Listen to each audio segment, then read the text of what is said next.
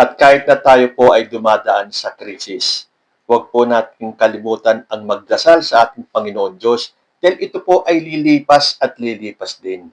Bukas makalawa, iisipin natin na tayo pala ay dumaan sa isang malaking pagsubok. At hindi lang naman po tayo ang buong mundo ay dumadaan po sa isang malaking pagsubok. Pero with the grace of God, matatapos at matatapos po yan. And life will continue. In fact, ngayon pa lang hindi po natin kailangan tumigil. Hindi tulad ng pinapakalat ng mga DDS na meron na daw gera sa Middle East, ang taas na daw ng gasolina, pero impeachment pa rin ang ating inaatupag. Kayo, meron na ng gera, ang taas na nga ng presyo ng gasolina at diesel, pero ang inaatupag nyo ay ang magpakalat pa rin ng fake news, ng mga false information. Hindi pa rin kayo tumitigil sa pagsira sa ating presidente, sa ating gobyerno. Meron na ng krisis.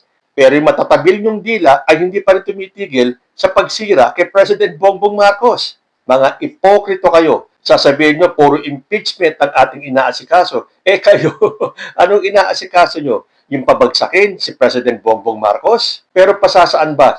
Lahat po ng mga nagpapakalat ng false information, ng mga chismis na yan, ng mga fake news, magigising na lang sila sa katotohanan na wala pong nangyari sa pagpapakalat nila ng peking balita, ng marites, ng paninira sa ating gobyerno dahil si President Bongbong Marcos pa rin po ang magiging presidente hanggang matapos ang kanyang termino sa 2028. So, kahit na meron po tayong krisis, patuloy ang mga DDS sa paninira, hindi rin po natin titigilan itong mga DDS na to sa kanilang paninira. At kasama ko ang mga netizens natin. Pero sa dami po ng pinapakalat ng mga DDS na to ng mga maling balita, hindi na lang po basta nananahimik ang taong bayan. Sasagot at sasagutin nila itong mga fake news peddlers na ito. Okay, umpisahan po natin ang bardagulan dito sa mga DDS na kahit na meron na tayong krisis, ay wala pa rin inatupag kundi ang manira at magpakalat ng fake news. In random order po ito. Umpisahan ko po dito kay Senator Amy Marcos. Sabi niya, meron ba talagang plano ang pamahalaan o puro ayuda na lang ang ibibigay nila sa tao? Oo, ang talino talaga ni Amy Marcos. Ang dami niyang suggestion. Pero kung lilimiin nyo ang bawat salita niya, yan po mga binibitawan niyang salita ay pangmamaliit sa kanyang kapatid. Balikan nyo yung mga past statements itong si Amy Marcos.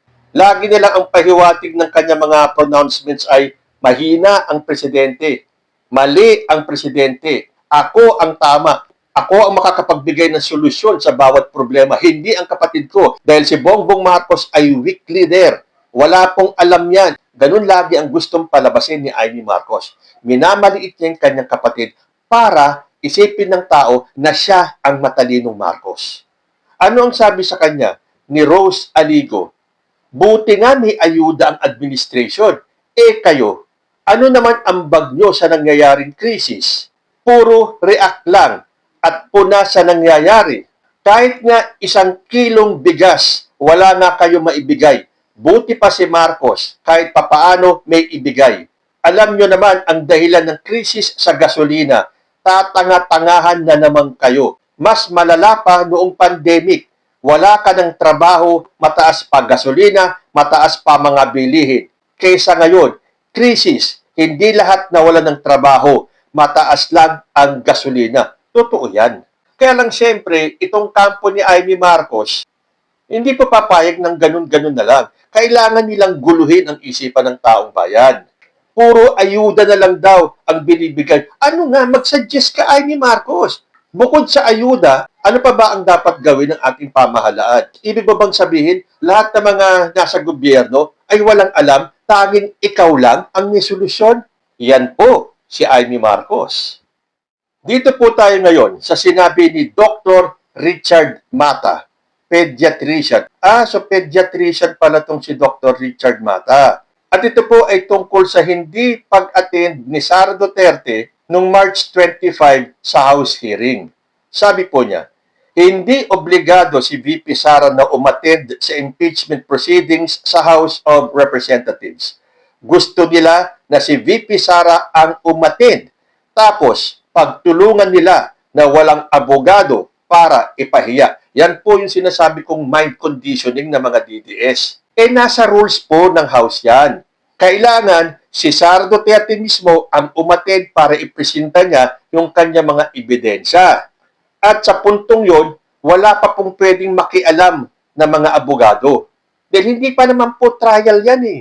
Yan po ay pagpresenta lang ng magkabilang panig ng kanilang mga ebidensya, ng kanilang mga witnesses, tapos pagdideliberasyonan para malaman kung itong impeachment ay iaakyat sa Senado. Ano ba ang sabi ni Ken Navis dito? Bakit ayaw nyo pa-attend si Sara Duterte? Mahirap ba magsabi ng totoo kung totoong wala siyang ninakaw at wala siyang ginagawang kasalanan?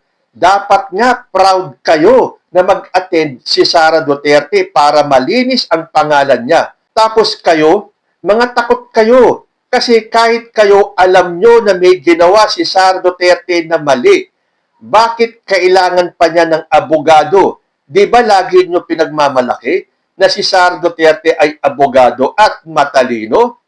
Bakit kayo takot na takot? Kasi alam nyo sa sarili nyo na mahina ang utak ni Sara Duterte. Sapul kayo dyan kay Ken Navis. Totoo nga yan. Mahirap ba talagang papuntahin itong si Sara Duterte sa sarili niyang hearing? Hindi ba iyan ang pagkakataon para linisin niya ang pangalan niya? Sa ginagawa niyang pagtakbo at kung ano-anong dahilan, keso unconstitutional, keso walang due process, keso walang jurisdiction, napaghahalata na guilty ang kliyente ninyo. Dahil ang buong bayan alam yan. At kahit magtanong kayo sa mga DDS, kung walang kasalanan, walang dapat ikatakot. Bakit parang takot na takot kayo na pag-attend din itong si Sara Duterte?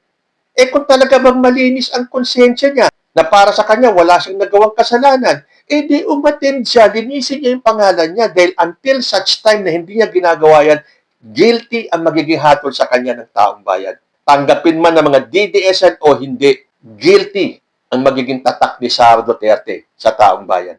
Dito naman tayo kay Jack Argota. Nabalitaan ko nung isang araw, nag-present na siya ng counter affidavit niya sa NBI ba yun? At ito, meron siyang ipinagmamalaki. Sabi ni Jack Argota, sa SMNI lang ako naniniwala. Walang bias magbalita. Sa iba, wala. Bayaran Alam nyo, yan talaga ang laging pangontra ng mga DDS. Kahit na nga sa mga vloggers In fact, kahit na ako, nakakatanggap pa rin ako paminsan-minsan ng mga messages na bayaran daw ako, nakinabang daw ba ako dun sa baleta, hindi ko po sinasagot. Dahil alam ko po ang katotohanan na kahit na pisong duling, never pa po ako nakatanggap ng kahit na anong ayuda o allowance galing kay President Bongbong Marcos. Hindi ko po sinasabing may nag-aalok Wala pa pong nag-alok. Dahil sino pa naman ako? Isang maliit na vlogger lamang. Pero, yung sabihin nila na bayad daw ako, bahala kayo sa buhay ninyo. Yan naman kasi lagi ang mga DDS. Kapag wala nang maisagot, ang sasabihin sa'yo, bayaran ka. Tulad nito, sabi ni Argota, sa SMNI lang daw siya naniniwala. Wala daw bias ang SMNI. Yung iba daw, bayaran. So, ibig sabihin, sa dinami-dami ng mga istasyon sa radyo at sa telebisyon, SMNI lang daw ang walang bias. Yung iba, may bayad. Sagot sa kanya ni Dante Becerra, wala daw bias ang balita. Ang binabalita nila puro negative at walang positive na ginawa ang gobyerno. Pero mga kapalpakan ng mga Duterte ayaw ilabas. Siyempre, maniniwala ka sa SMNI. Isa ka sa mga bayoteros. Alam nga naman hindi ka maniwala sa SMNI. Isa ka din sa binabayaran nila para bumatikos kay Marcos. May binalita ba kayong good news dyan? Kung hindi bias dyan, bakit yung mga ini-invite nyo at mga ini-interview nyo, puro mga kontra sa gobyerno, puro pa mga vlogger nyo sa SMNI, puro fake news peddler pa, katulad mo. Tapos pagmamalaki mo pa, walang bias, parang nguso mo. May tama, pero puro mali ang nalabas sa bunganga. Ito po ay sinabi ni Dante Becerra. Kasi kung ako lang po, I do not resort sa gantong mga paninira sa kapwa, lalo na kung personalan o yung sinasabing ad hominem. Ito po ay galing lang sa ating mga netizen. Pero totoo itong sinasabi ni Dante Bisera. Kunyari pa itong si Jack Argota na yun daw iba mga istasyon may bayad. Siya kaya hindi tumatanggap ng bayad sa SMNI? Tulad ng sinabi ko kanina, mga ipokrito po itong mga DDS na to. Dito naman tayo kay Kiko Barsaga. Balik tayo sa krisis sa langis. Sabi niya, may kasalanan ang pamahalaan sa krisis sa langis. Kapag hinayaan mong umiral ang kasakiman at korupsyon sa panahon ng kapayapaan, iniiwan mong mahina ang bansa sa panahon ng digmaan. Ang galing talaga ni Kiko Barsaga. Ito ang example ng mga DDS na puro koda. At lahat ng nangyayari sa bansa, kailangan nilang isisi kay President Bongbong Marcos. Unfortunately, sa dinami-dami na mga isyong binabato nila kay President Bongbong Marcos, matatag pa rin po si PBBM. At hanggang matapos po ang kanyang termino, hindi ninyo mapapabagsak si President Bongbong Marcos. Dahil nag-iisip na po ang taong bayan.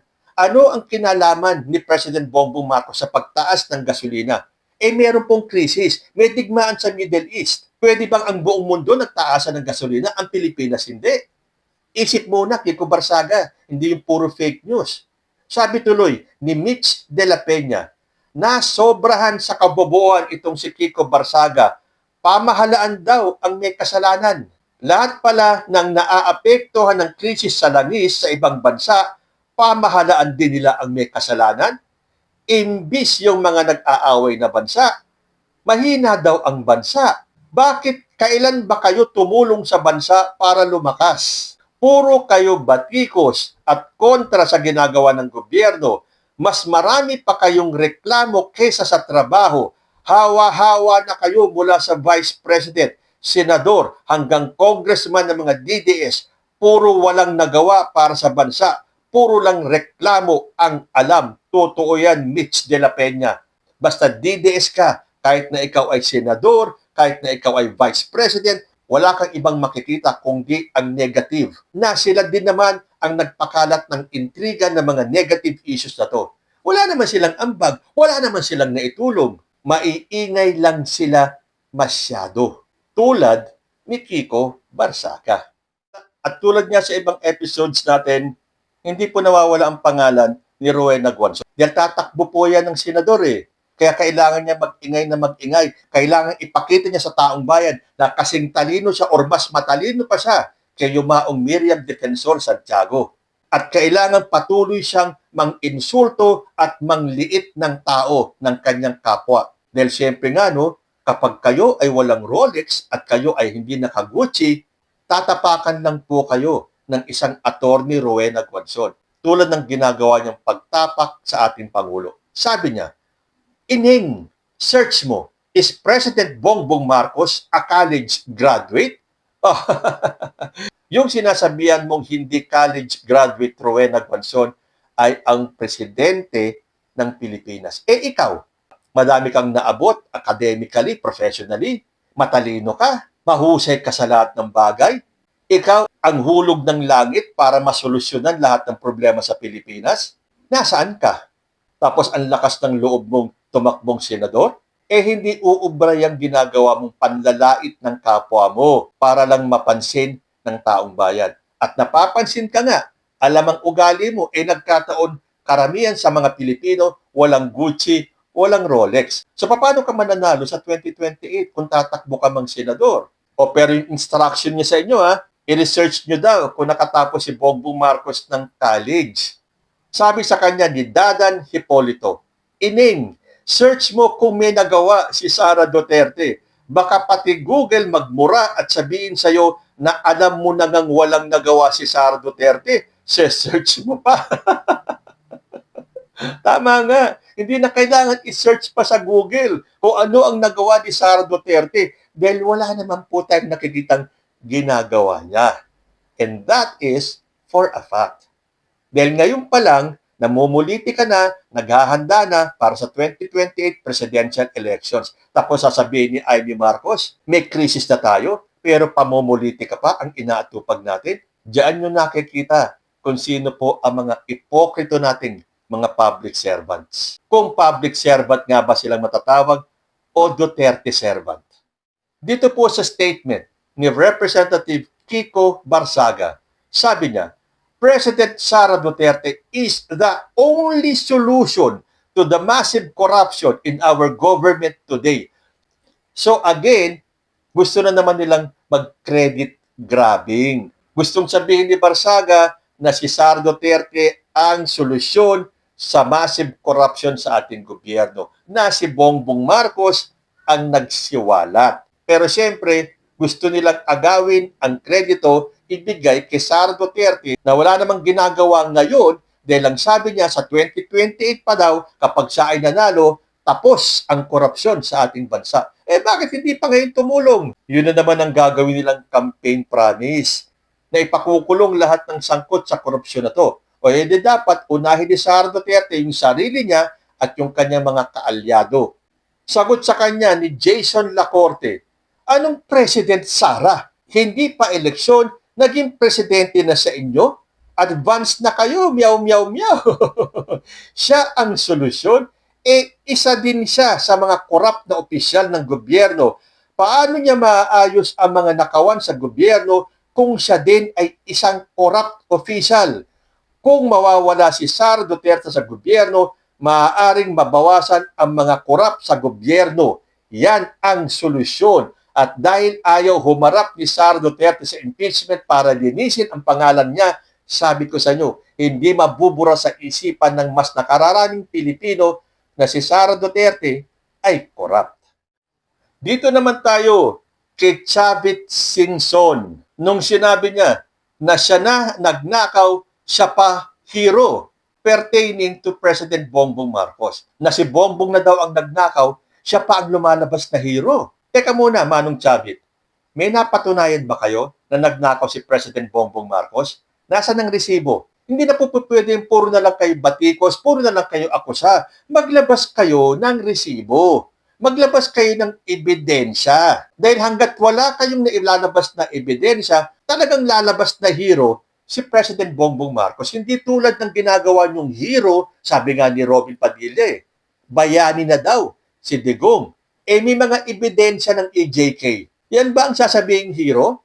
At least yung kay Digong, may mga ebidensya, may mga resibo na siya ay pumatay. Itong kay Bongbong Marcos, nasaan ang resibo ninyo na siya ay nagnakaw? Ilabas mo, Chavit Singson.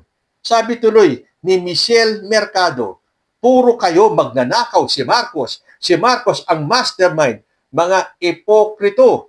Puro kayo turo na magnanakaw si ganito, si ganyan. Dapat ebidensya muna ang nilalabas nyo. Hindi yung puro pagbibintang at pagtuturo na wala namang ebidensya. Kung sino pa yung mga nagtuturo na magnanakaw si Marcos, sila pa yun may mga kasong plunder. Ang galing, di ba?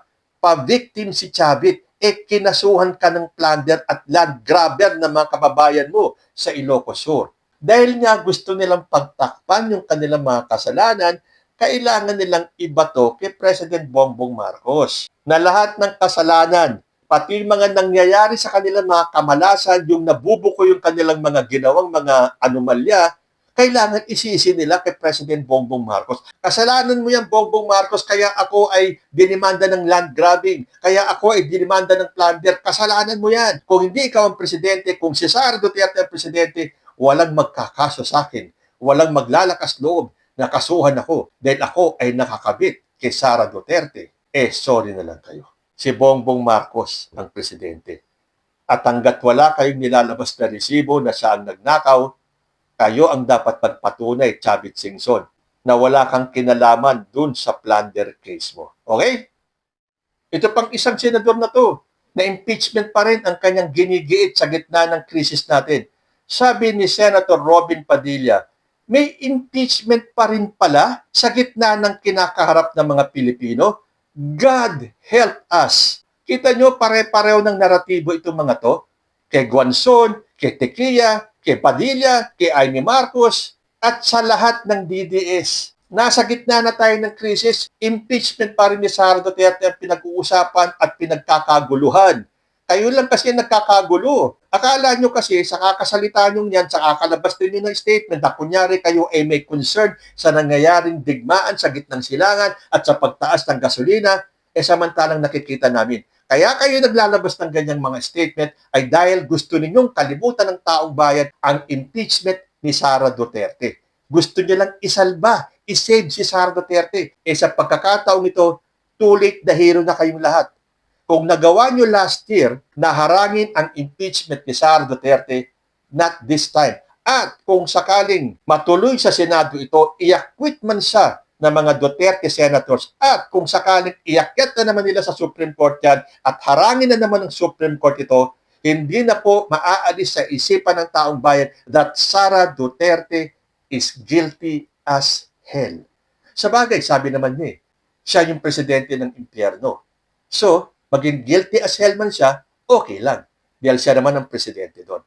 Sabi ni Karen Muñoz, anong gusto nyo? Dahil lang mataas ang gasolina, kailangan nating huminto, bawal mag-hearing, at bawal ding magpaliwanag ang magnanakaw na opisyal ng gobyerno? Bakit pag tinigil ba ang impeachment ni Sara Duterte, gaganda ba ang buhay ng mga Pilipino? O nakita nyo, Senator Robin Padilla, hindi nyo na po mauuto ang taong bayan. Well, okay, ang mga DDS mauuto ninyo, but not the rest of the Filipino. The majority of the Filipinos na gustong harapin ni Sara Duterte ang impeachment niya. Kung mapatunayan niyang wala siyang kasalanan, so be it. Lilinis ang pangalan niya at mas dadami pa ang boboto sa kanya sa 2020. Pero sa ginagawa niyang pag-iwas sa impeachment, lalo lang pong nasisira ang kredibilidad niya at lalong naniniwala ang majority ng Pilipino na guilty si Sara Duterte.